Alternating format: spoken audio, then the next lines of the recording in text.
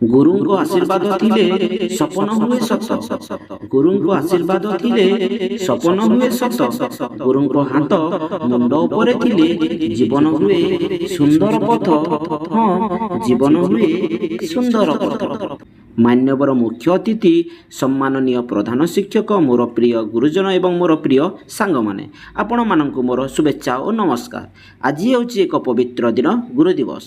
ଗୁରୁ କେବଳ ଗୋଟିଏ ଶବ୍ଦ ନୁହେଁ, ଗୁରୁ ହେଉଛନ୍ତି ଆମ ଜୀବନର ସେହି ଆଲୋକ ଯିଏ ଆମେ ଅନ୍ଧକାରରେ ଥିଲାବେଳେ ଆମକୁ ଆଲୋକର ରାସ୍ତା ଦେଖାନ୍ତି। ନିଜେ ଜଳି ଆଲୋକ ଦିଅନ୍ତି, ଆମ ଜୀବନକୁ ସଜାଇ ଦିଅନ୍ତି। ନିଜେ ଜଳି ଆଲୋକ ଦିଅନ୍ତି, ଆମ ଜୀବନକୁ ସଜାଇ ଦିଅନ୍ତି। ସେହି ମହାନ ମଣିଷ ହେଉଛନ୍ତି ଗୁରୁ। ଆମ ଜୀବନର ପ୍ରଥମ ଗୁରୁ ହେଉଛନ୍ତି ଆମର ମା ଓ ବାପା। କିନ୍ତୁ ଯେତେବେଳେ ଆମେ ଶିକ୍ଷାର ଦୁନିଆକୁ ପ୍ରବେଶ କରୁ, ସେତେବେଳେ ଆମ ହାତ ଧରି ଆମକୁ ଆଗେଇ ନେଇଯାଆନ୍ତି ଆମର ଶିକ୍ଷକ। ଶିକ୍ଷକ ଆମକୁ କେବଳ ଅକ୍ଷର ଶିଖାନ୍ତି ନାହିଁ, ସେ ଆମକୁ ଶିଖାନ୍ତି କିପରି ଭଲ ମଣିଷ ହେବାକୁ, କିପରି ବିଫଳତାକୁ ସାମ୍ନା କରିବାକୁ, କିପରି ସତ୍ୟର ପଥରେ ଚାଲିବାକୁ। ପଥ ଯେବେ ହୋଇଯାଏ କଠିନ, ଗୁରୁ ଦିଅନ୍ତି ସାହସର ଚିହ୍ନ। ପଥ ଯେବେ ହୋଇଯାଏ କଠିନ, ଗୁରୁ ଦିଅନ୍ତି ସାହସର ଚିହ୍ନ।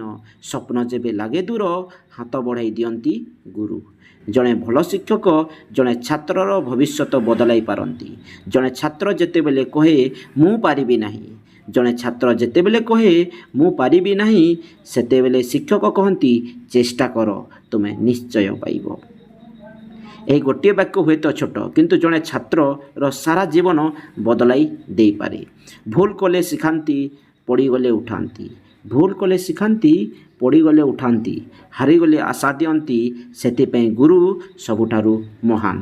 ଆଜି ଆମେ ଯେଉଁଠି ଅଛୁ, ଆମ ସଫଳତା ପଛରେ ଅନେକ ଲୋକଙ୍କ ଅବଦାନ ରହିଛି। କିନ୍ତୁ ସେହି ଅବଦାନ ମଧ୍ୟରୁ ଗୁରୁଙ୍କ ଅବଦାନକୁ କେବେ ଭୁଲି ହେବ ନାହିଁ। କାରଣ ମା ଦିଅନ୍ତି ଜୀବନ, ବାପା ଦିଅନ୍ତି ସାହସ। ମା ଦିଅନ୍ତି ଜୀବନ, ବାପା ଦିଅନ୍ତି ସାହସ, କିନ୍ତୁ ଗୁରୁ ଶିଖାନ୍ତି ସେହି ଜୀବନକୁ କିପରି ସୁନ୍ଦର କରିବାକୁ।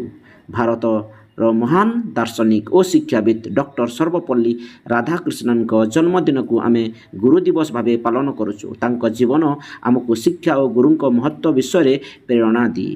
ଆଜିର ଏହି ପବିତ୍ର ଦିନରେ ଆସନ୍ତୁ ଆମେ କେବଳ ଗୁରୁଙ୍କୁ ଫୁଲ ଦେଇ ସମ୍ମାନ କରିବା ନାହିଁ, ତାଙ୍କ ଶିକ୍ଷାକୁ ଆମ ଜୀବନରେ ପାଳନ କରିବା। କାରଣ ଗୁରୁଙ୍କ ପାଇଁ ସବୁଠାରୁ ବଡ଼ ଉପହାର ହେଉଛି ତାଙ୍କ ଛାତ୍ରର ସଫଳତା ଓ ଭଲ ଚରିତ୍ର। ଶେଷରେ ମୋର ସମସ୍ତ ଗୁରୁଜନଙ୍କ ଚରଣରେ ମୋର ଶତ ଶତ ପ୍ରଣାମ। ଆପଣମାନେ ଆମକୁ ଜ୍ଞାନ ଦେଇଛନ୍ତି, ସ୍ୱପ୍ନ ଦେଖିବା ଶିଖାଇଛନ୍ତି ଏବଂ ସେହି ସ୍ୱପ୍ନକୁ ସତ କରିବାର ସାହସ ଦେଇଛନ୍ତି। ଜୀବନରେ ଯେତେ ଦୂର ଯାଇବୁ, ଗୁରୁଙ୍କୁ କେବେ ଭୁଲିବୁ ନାହିଁ। ଜୀବନରେ ଯେତେ ଦୂର ଯାଇବୁ, ଗୁରୁଙ୍କୁ କେବେ ଭୁଲିବୁ ନାହିଁ। ସଫଳତାର ଶିଖରେ ପହଞ୍ଚିଲେ ବି ଗୁରୁଙ୍କ ପାଦ ଛୁଇଁବାକୁ ଭୁଲିବୁ ନାହିଁ।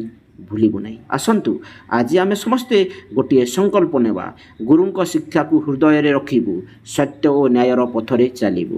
ଗୁରୁଙ୍କ ଶିକ୍ଷାକୁ ହୃଦୟରେ ରଖିବୁ, ସତ୍ୟ ଓ ନ୍ୟାୟର ପଥରେ ଚାଲିବୁ ଏବଂ ଦିନେ ଏମିତି ଜଣେ ମଣିଷ ହେବୁ ଯାହାକୁ ଦେଖି ଆମ ଗୁରୁ ଗର୍ବରେ କହିବେ, ହଁ, ଏହି ମୋର ଛାତ୍ର। ଗୁରୁ ଅଛନ୍ତି ତ ଆଶା ଅଛି, ଗୁରୁ ଅଛନ୍ତି ତ ଆଲୋକ ଅଛି, ଗୁରୁ ଅଛନ୍ତି ତ ଜୀବନରେ ସଫଳତାର ପଥ ଅଛି। ଧନ୍ୟବାଦ। ଜୟ ହିନ୍ଦ, ଜୟ ଗୁରୁଦେବ।